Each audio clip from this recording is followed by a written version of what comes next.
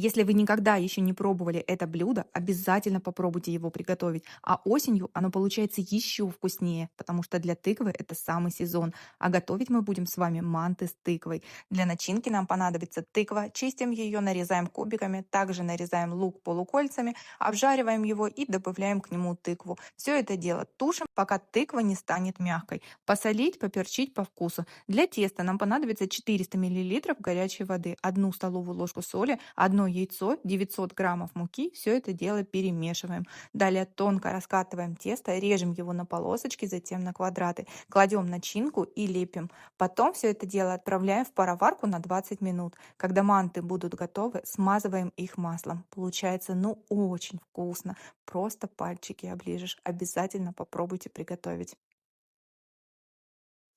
А у вас наличие маски есть? Очень, правда, вкусно. Смотри, стоит, которая... Щас Ну, 0,0 литра.